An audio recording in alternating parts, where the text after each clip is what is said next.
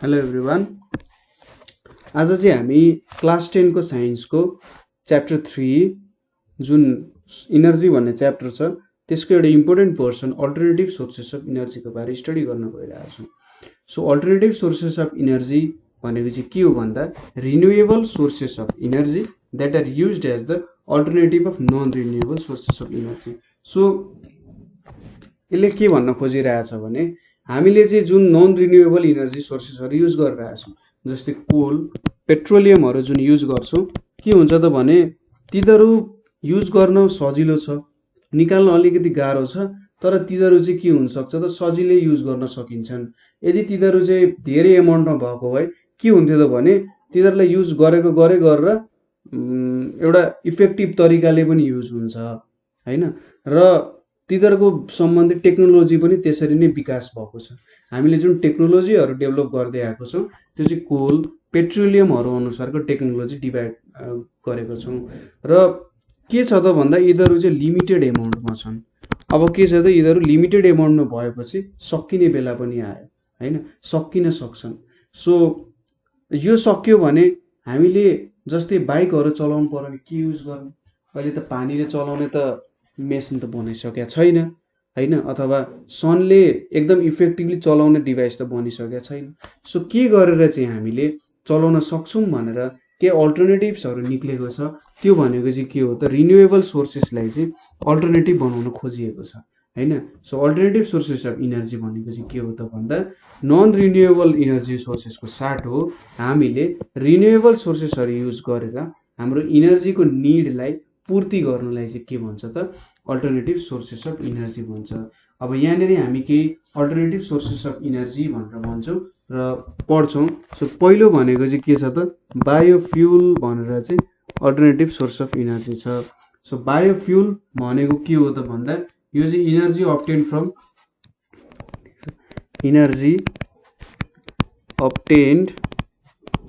From plants and animals. Energy obtained from plants and animals भनेको चाहिँ के हो त बायोफ्युल्स हो। जस्तै यसको एक्जाम्पल भनेको चाहिँ बायोग्यास एन्ड बायोमास। यो कुराहरू तपाईँले अब गाई पालेको ठाउँहरूतिर जेनरली तपाईँको गाउँहरूतिर हैन, सहरतिर भन्दा पनि जेनरली गाउँहरूतिर चाहिँ युज भइरहेको हुन्छ। खाना पकाउनको लागि तपाईँले गोबर ग्यासहरू भनेर देखिराख्नु भएको हुन्छ नि। सो त्यो गोबर ग्यास भनेको चाहिँ के हो त एक प्रकारको यो बायोफ्युल हो हैन। गोबर ग्यासहरूको युज गरेर हामीले जुन खाना पकाउनु युज गरिरहेको हुन्छौँ त्यो भनेको के हो एक प्रकारको बायोफ्युल हो। सो बायोमास भनेको चाहिँ के हो त भन्दा बायोमास भनेको चाहिँ अर्ग्यानिक मटेरियल हो, ठिक छ। अर्ग्यानिक मटेरियल जुन चाहिँ that can be converted into energy, that can be converted into energy है। सो बायोमास भनेको चाहिँ organic material that can be converted into energy. अब बायोमास भित्र के पर्छ त भन्दाखेरि वुड पर्छ, डङ पर्छ हैन, त्यसै गरी एग्रिकल्चरल वेस्टहरू पनि पर्छ, ठिक छ। सो यो कुराहरू चाहिँ बायोग्यासमा पर्छ। त्यसै गरी सुगर केनहरू हुन्छ नि जुन हाम्रो उखुहरू, त्यसै गरी हाम्रो सीविडहरू भन्छ, तपाईँले सीविडहरू देख्नु भएको छ होला जुन समुद्रहरूतिर पनि हुन्छ। हाम्रो जेनरली खोला नालाहरूतिर पनि पाइरहेको हुन्छ सीविडहरू। के भन्छ एक्ज्याक्टली मलाई नेपाली टर्म चाहिँ थाहा भएन, तर सीविड भनेर हुन्छ। त्यहाँनिर एउटा हरियो हरियो उम्रिरहेको हुन्छ क्या खोला नालाहरूमा। जेनरली स्ट्याटिक खोलाहरू नबग्ने खोलाहरू छन् भने कुनै ठाउँमा त्यहाँनिर बसिरहेको हुन्छ। सो सुगर केन र सीविडहरूबाट पनि के गर्न सकिन्छ त यो बनाउन सकिन्छ है। अब बायोग्यास भनेको चाहिँ जुन हाम्रो बायोग्यास छ यो चाहिँ बायोमासबाट बनिएको कुरा हो, ठिक छ। बायोमासबाट बायोग्यास बन्छ। यो चाहिँ जेनरली मिक्सचर अफ के हुन्छ त mixture of H2 gas, CO2 and methane CH4। यो चाहिँ मिथेन, कार्बन डाइअक्साइड र हाइड्रोजन ग्यासको मिक्सचर हुन्छ। र यिनीहरू अब जेनरली अब विदेशहरूतिर चाहिँ बायोग्यासहरू पाइप्सहरू सरी विदेश भन्नु आएछ, नेपालमा चाहिँ अब जस यो पाइपहरूबाट चाहिँ बायोग्यासहरू ल्याइरहेको हुन्छ, नजिकै हुन्छ। सो त्यहाँ तपाईँले देख्नु भएको छ होला नि कसरी गर्छ त भन्दा एउटा ठाउँमा के हुन्छ, यसरी काउडङ राखिएको हुन्छ, काउडङको स्टोरेज हुन्छ, त्यो एकदम अलिक तल हुन्छ र माथिबाट मजाले छोपेको हुन्छ। एउटा ठाउँमा के हुन्छ त यहाँनिर यसरी काउडङ मिक्स गर्ने ठाउँ हुन्छ र त्यहाँबाट त्यो काउडङ चाहिँ यतापट्टि पुर्याउँछ र यहाँ चाहिँ के हुन्छ, ग्यासहरू प्रोड्युस हुन्छ र यहाँबाट पाइप निकालेर के गर्छ त घरमा ग्यासहरू चलाउने गर्छ है। यसरी चाहिँ बायोग्यास युज गरेको हुन्छ। यो चाहिँ फुड कुक गर्नको लागि, फुड कुकिङको लागि युज गर्न सकिन्छ हैन। त्यसै गरी यो भनेको ल्याम्प्सहरूको लागि पनि युज गर्न सकिन्छ। सो यिनीहरू चाहिँ फ्युलको भयो। अब एडभान्टेजेस के छ त बायोग्यासको? एडभान्टेजेस भनेको चाहिँ रिन्युएबल हो हैन, रिन्युएबल सोर्सेस अफ इनर्जी हो, ठिक छ, रिन्युएबल सोर्सेस अफ इनर्जी हो। र प्रोड्युसेस अर्को के छ, produces more heat on burning है, मोर हिट अन बर्निङ, तिनीहरूलाई डिरेक्टली बर्न गर्दा पनि धेरै हिट प्रोड्युस गर्न सक्छ। अर्को कुरा भनेको यो चिपर छ, सजिलो छ हैन। त्यसै गरी डोमेस्टिक लेभलमा प्रोड्युस गर्न सकिन्छ, ठिक छ, डोमेस्टिक लेभल प्रोडक्सन घरमै बनाउन सकिन्छ यो कुराहरू। अर्को कुरा भनेको इन्भाइरोमेन्ट फ्रेन्डली छ, इन्भाइरोमेन्टमा केही असर गर्दैन यसले है। सो के भयो त यो इन्भाइरोमेन्ट फ्रेन्डली भयो। र यो चाहिँ के छ त अर्को एडभान्टेज भनेको कुकिङहरूको लागि युज हुन्छ, जेनेरेटिङ इलेक्ट्रिसिटीमा पनि युज भइरहेको हुन्छ है। यो जेनेरेटिङ इलेक्ट्रिसिटी हाम्रो जेनरली हाम्रोतिर चाहिँ त्यति साह्रो देखिन्न, अलिक विकसित ठाउँहरूमा देखिरहेको हुन्छ, तर हाम्रो ठाउँमा चाहिँ जेनरली कुकिङ पर्पजेसहरूको लागि नै यो युज भइरहेको हुन्छ। अब अर्को इनर्जी भनेको अल्टरनेटिभ इनर्जी भनेको चाहिँ न्युक्लियर इनर्जी हो। हामीले अघिल्लो च्याप्टरहरूमा न्युक्लियर फ्युजन भनेर पढाएको थियौँ हैन। अब दुई प्रकारको हुन्छन्, न्युक्लियर फिजन र न्युक्लियर फ्युजन। सो पहिले हामी न्युक्लियर फिजन हेरौँ र एकचोटि फेरि न्युक्लियर फ्युजनको बारे थोरै रिपिट गर्नुपर्छ। न्युक्लियर फिजन, न्युक्लियर भनेपछि न्युक्लियससँग रिलेटेड हैन, न्युक्लियर भनेपछि रिलेटिङ टु न्युक्लियस भयो। त्यसै गरी फिजन भनेको के हो त, टुक्रिनु, ठिक छ। के भयो त भन्दा यदि हाम्रो न्युक्लियस टुक्रियो भने त्यो के भयो त न्युक्लियर फिजन भनेर भयो। के हुन्छ यहाँ एउटा हेभियर न्युक्लियस हुन्छ, हेभियर न्युक्लियस हुन्छ, त्यो चाहिँ के हुन्छ स्प्लिट्स इन्टु लाइटर न्युक्लियाई, ठिक छ। हेभियर न्युक्लियस के हुन्छ स्प्लिट्स इन्टु लाइटर न्युक्लियस, सानो सानो न्युक्लियाईमै हुन्छ। न्युक्लियाई भनेको चाहिँ के हो भन्दा न्युक्लियस भनेको सिङ्गुलर भयो, न्युक्लियाई भनेको प्लुरल भयो। एउटा ठुलो न्युक्लियस सानो सानो न्युक्लियाईमा स्प्लिट हुनुलाई चाहिँ के भन्छ त न्युक्लियर फिजन भन्छ। So splitting of heavier nucleus into lighter nuclei is with production of energy is called nuclear fission. Nuclear फिजनको एक्जाम्पल भनेको के हुन्छ, युरेनियम हुन्छ जसको एटमिक नम्बर 92 हुन्छ, एटमिक मास U35 हुन्छ। यसमा के गरिन्छ, एउटा न्युट्रोनले यसमा ठोकाइन्छ। यो न्युट्रोनको स्पिड चाहिँ एकदम स्लो हुन्छ है, स्लो न्युट्रोन्सहरू हुन्छ। ठोकाउँदाखेरि के हुन्छ त यो चाहिँ बेरियम र यो तपाईँले याद गर्नुपर्ने हुन्छ है, 36 क्रिप्टोन या 92 र 3टा न्युट्रोन निक्लिन्छ र इनर्जी प्रोड्युस हुन्छ। सो के हुन्छ भने एउटा युरेनियम एटममा हामीले स्लो मुभिङ न्युट्रोन, एकदम बिस्तारै हिँड्ने न्युट्रोनले ठोकायौँ भने यो चाहिँ बेरियम र क्रिप्टोनमा चेन्ज हुन्छ र त्यसले 3टा न्युट्रोन निकाल्छ र इनर्जी पनि केही अमाउन्टमा प्रोड्युस हुन्छ। कहिलेकाहीँ यसरी क्यूले पनि रिप्रेजेन्ट गरिरहेको हुन्छ। अब कति इनर्जी निक्लिन्छ भनेर चाहिँ हाम्रो आइन्स्टाइनले दिएको मास इनर्जी रिलेसन, ठिक छ, मास इनर्जी रिलेसन छ जुन चाहिँ के हो त E = mc², ठिक छ, E = mc²। अब आइन्स्टाइनले चाहिँ के गरे त भन्दा मास इनर्जीलाई थोरै एउटा डिफाइनेड टर्म दिन खोजे। हामीले सुरुको भिडियोमा के भनिरहेका थियौँ, इनर्जी भनेको के हो एक्ज्याक्टली बुझिरहेको छैनौँ। सो आइन्स्टाइनले के भने इनर्जी भनेको केही पनि होइन, इनर्जी जस्ट मास। मासलाई यदि हामीले टुक्रायौँ अरे इनर्जी भनेको चाहिँ के हुन्छ त, मास भनेको सपोज तपाईँले पानी हुन्छ नि, पानीलाई कुल गर्नुभयो अरे कुल गर्नुभयो भने के हुन्छ आइस भन्छ आइसलाई हिट गर्नुभयो भने के हुन्छ पानी भन्छ नि हैन सो त्यस्तै तपाईले इनर्जीलाई चिस्याउनु भयो अथवा इनर्जीलाई कुल गर्नुभयो भने के भन्छ त मास भन्छ ठीक छ इनर्जीलाई कुल गरियो भने मास भन्छ इनर्जी मासलाई हिट गरियो भने के हुन्छ त यो इनर्जी हुन्छ सो मास र इनर्जी एउटै कुरा हो आइस र वाटर भन्नु एउटै त कुरा हो कि होइन त आइस र वाटर भन्नु आखिर एउटै त कुरा हो आइस र वाटर भेपर भन्नु आइस र वाटर भन्नु एउटै कुरा हो के हो त अलिकति फर्ममा डिफरेन्ट भइरहेछ थोरै अलिकति चेन्ज भइरहेछ कि कुनै एउटा सोलिड छ एउटा लिक्विड छ एउटा ग्यास छ सो मास र इनर्जी भन्नु चाहिँ एउटै कुरा हो मास चाहिँ के हो त जब मास एकदमै हिटेड एमाउन्टमा हुन्छ अथवा मासलाई हिट गरिन्छ त्यहाँ चाहिँ के हुन्छ त इनर्जी प्रोड्युस गर्न सक्छ र त्यो इनर्जी चाहिँ कति हुन्छ त भन्दा E = mc²। c भनेको चाहिँ हाम्रो लाइटको भेलोसिटी हुन्छ लाइट्स भेलोसिटी है यो रिलेसनलाई चाहिँ हामीले के दिन सक्छ त भन्दा कति इनर्जी निक्लिन्छ भनेर दिन सक्छ अब यो भयो हाम्रो फ्युजनको प्रक्रिया चाहिँ यसरी हुन्छ अब फ्युजन भनेको त हामीलाई थाहा छँदैछ ठ्याक्कै हाम्रो फ्युजनको उल्टो भनेको चाहिँ फ्युजन हो फ्युजनमा के हुन्छ त भन्दा lighter nuclei merges to give heavier nucleus ठीक छ lighter nuclei merges to give heavier nucleus so यहाँनेरि के भयो त भन्दा अगाडिको फ्युजनको केसमा के भएको थियो हेभियर न्यूक्लियाई टुक्राइन्छ लाइटर न्यूक्लियाई बनिन्छ यहाँ चाहिँ लाइटर न्यूक्लियाईहरु जोडिएर के हुन्छ त lighter nuclei merges or combines to give heavier nucleus with tremendous release of energy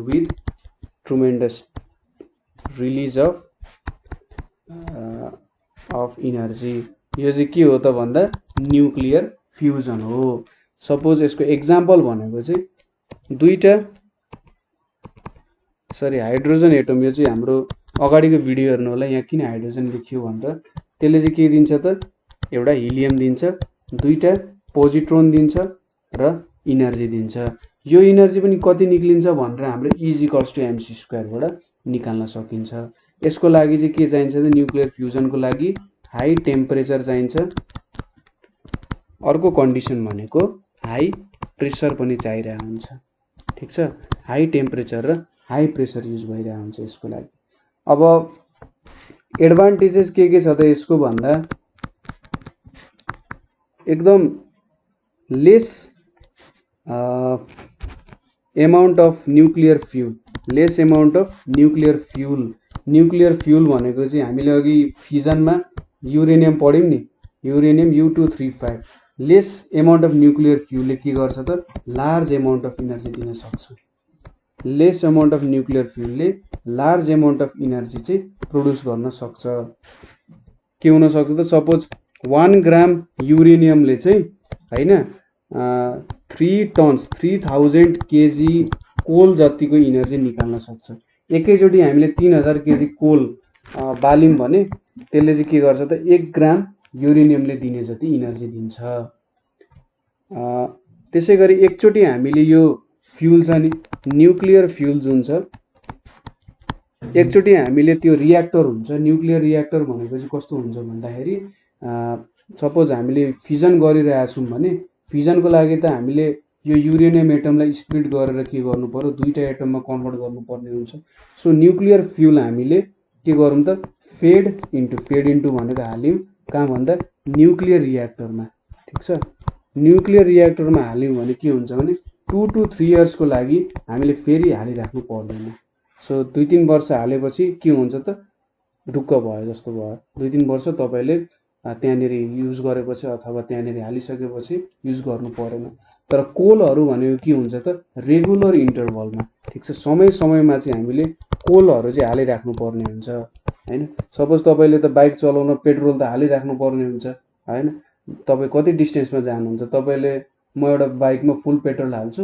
5 वर्ष चलाउँछु भनेर त हुँदैन तपाईले हिडिराखेको पछि त अब के हुन्छ त सकिहाल्छ नि केही समयमा तर त्यही तपाईले न्यूक्लियर फ्युल युज गर्न सक्ने हो तपाईको बाइकमा तपाई मरुन्जेल तपाईको अर्को जेनेरेसनले पनि त्यो बाइक चलाउन सक्छ सो न्यूक्लियर फ्युल चाहिँ यति साह्रो इफिसिएन्ट हुन्छ त्यसै गरी यो चाहिँ एउटा अल्टरनेटिभ सोर्स भयो। तर यसको डिसएडभान्टेजेसहरू पनि छन्। डिसएडभान्टेजेसहरू चाहिँ के छन् भन्दाखेरि यहाँबाट जुन पोल्युसन हुन्छ नि, पोल्युसन चाहिँ लास्टै डेन्जरस हुन्छ। Pollution is more dangerous than के त फोसिल फ्युल। फोसिल फ्युल भन्दा यो धेरै डेन्जरस हुन्छ। सोच्नुहोस् कि यहाँबाट आउने पोल्युसन तपाईँको जिउमा लाग्यो भने सिधै क्यान्सर हो। सो एकदम यिनीहरूलाई ह्यान्डल गर्न गाह्रो हुनसक्छ होइन, र यिनीहरूलाई अब जहीँ तहीँ डिस्पोज पनि गर्न सकिँदैन। सो मेन यसको डिसएडभान्टेजेस त्यही छ। पोल्युसन हुन्छ, अब यो खोला नालाहरूतिर पनि फाल्ने कुरा आएन, समुद्रतिर पनि फाल्ने कुरा आएन। यो कतै स्टोर गरेर राख्नुपर्ने हुन्छ, कति चाहिँ स्टोर गर्ने, कहाँ स्टोर गर्ने भन्ने कुराहरू आउन सक्छ। सो यो चाहिँ एकदम एउटा सिरियस प्रब्लम छ होइन। सो न्युक्लियर इनर्जी आफैमा एउटा खतरा कुरा हो, तर के हुनसक्छ त भन्दा यसले अरू ठाउँमा पनि असर गर्न सक्छ भन्ने कुरा हो। सबै ठाउँमा इक्वल्ली युज गर्न सकिँदैन है। अब अर्को सोर्स भनेको हाम्रो के छ त, टाइडल इनर्जी। टाइडल इनर्जी भनेको चाहिँ कस्तो हुन्छ त भन्दा energy obtain from tides of oceans and seas. Oceans and सीजको टाइड्सहरू, जस्तै समुद्रहरूमा छाल आइरहेको हुन्छ। समुद्रमा छाल कसरी आउँछ त भन्दा चन्द्रमाले के गर्छ त भन्दा समुद्रलाई तान्ने गर्छ, आफूतिर तान्ने काम गर्छ। अब त्यो तान्दाखेरि के हुन्छ त भन्दा माथि माथि उफ्रिन्छ होइन, माथि माथि आउनु पर्यो। सबै चाहिँ चन्द्रमा भयो, यो पृथ्वी भयो। पृथ्वीमा भएको जुन समुद्र छ, समुद्र त चन्द्रमाले तानिसकेपछि यसरी माथि उठ्नुपर्छ नि, हो यो माथि उठ्नु चाहिँ के भन्छ त यसलाई टाइड्सहरू भन्छ होइन। अब टाइडल इनर्जीलाई चाहिँ के गर्छ त भने सपोज टाइडल वेभ जुन आयो, सपोज एकदम ठुलो ठुलो छालहरू आयो। अब छालहरू आउँदाखेरि के हुन्छ त भन्दा सपोज हाई टाइड र लो टाइड भन्ने हुन्छ, हाई टाइड र लो टाइड भन्ने हुन्छ। अब मुनबाट जब यो एट्र्याक्ट हुन्छ र एकदम माथि उठ्छ नि, त्यो चाहिँ हाई टाइड भयो। र एट्र्याक्ट भएको छैन भने के हुन्छ, एकदम सम्म खालको छाल आइरहेको हुन्छ।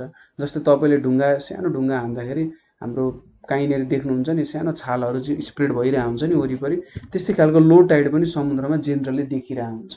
सो मुनले तान्दाखेरि एकदमै ठुलो माथि माथि टाइड देखिन सक्छ, त्यति बेला हाई टाइड भयो, र कुनै बेला लो टाइड हुन्छ। अब के हुन्छ भने जुन बेला यो हाई टाइड आउँछ नि, यो चाहिँ के गर्छ, ड्याममा क्याप्चर गर्छ। यसलाई के गर्छ त, ड्याममा क्याप्चर गर्छ, र क्याप्चर गरेलाई बिस्तारै यसले पानीलाई तल झर्न दिन्छ है। सपोज हाम्रो ड्याम भयो, ड्याममा के गर्छ त यसरी पानी यतापट्टि छ, र बिस्तारै के गर्छ त यो ड्यामबाट पानीबाट यसरी पानीलाई झर्न दिन्छ। पानीलाई झर्न दिएपछि यहाँनिर के गर्छ त एउटा जेनेरेटर राख्छ। यहाँनिर एउटा टर्बाइनै हुन्छ, टर्बाइनलाई घुमाउँछ यसले, र यो जेनेरेटरले के गर्छ त इलेक्ट्रिसिटी प्रड्युस गर्ने काम गर्छ। जेनरली अब नेपालमा चाहिँ टाइडल इनर्जी युज हुन सक्दैन, किनभने नेपालमा त समुद्रै छैन, समुद्र पनि छैन, महासागर पनि छैन, केही पनि छैन। र हाम्रो खोला नालाहरूबाट रिभर्सहरूबाट आएको जुन टाइड्सहरू हुन्छ त्यो त अब सायद कतै पनि त्यसरी युज हुँदैन। नेपालमा चाहिँ युज गर्ने भनेको जेनरली हाइड्रो इलेक्ट्रिसिटी नै युज गरिरहेको हुन्छ। सो बुझ्नुभयो होला के हुँदो रहेछ त, हाई टाइड्सहरूलाई चाहिँ जेनरली ड्याममा क्याप्चर गर्छ, र त्यो हाई टाइड आएको चाहिँ जुन बिस्तारै ड्यामबाट झार्छ, र के हुन्छ यहाँ भएको जेनेरेटरलाई चलाउँछ र इनर्जी प्रड्युस हुन्छ। यसरी चाहिँ टाइडल इनर्जी पनि युज गर्न सकिन्छ, तर धेरै इफिसियन्ट हुँदैन। विन्ड इनर्जी छ अर्को। विन्ड इनर्जी भनेको चाहिँ के हो त भन्दा इनर्जी अब्टेन्ड